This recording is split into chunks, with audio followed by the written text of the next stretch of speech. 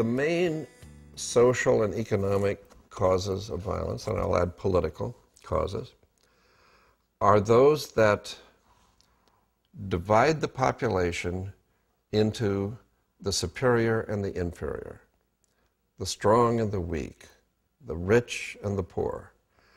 The more highly unequal a society is, the higher its rates of violence. For example, the most powerful predictor of homicide rates throughout the world, and this has been repeated in dozens of studies, is the size of the gap between the rich and the poor. The greater the degree of economic inequality in a society, the higher the murder rate. The lower the rate, the lower the inequality, the lower the murder rate.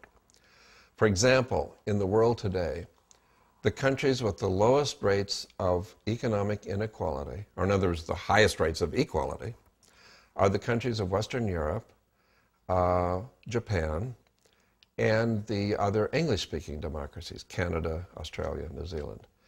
They have the lowest rates of inequality, and they have murder rates that are, in most years, well, in Western Europe and Japan, are roughly a tenth of ours.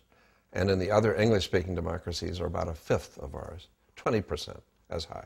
In other words, the US murder rates are 5 to 10 times higher than that of any other economically developed country on earth.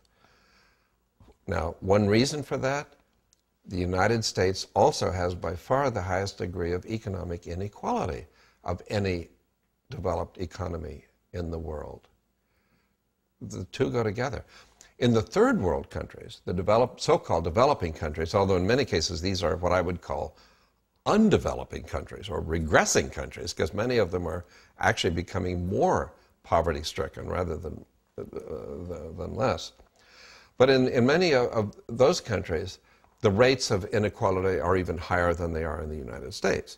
I mean, in many of the third world countries, the population is really divided between a tiny elite of super rich landowners and a huge population of semi-starving peasants.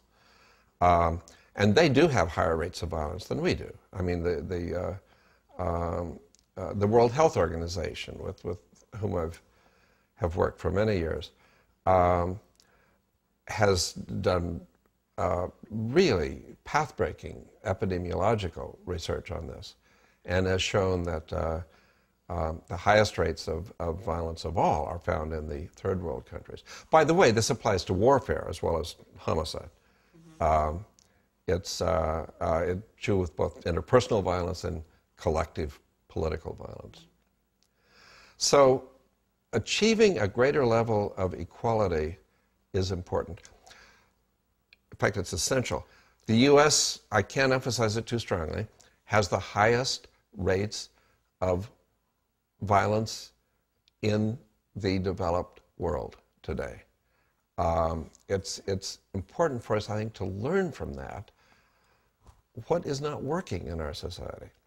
And as I said, I'm a doctor, and I approach this as a problem in public health and preventive medicine.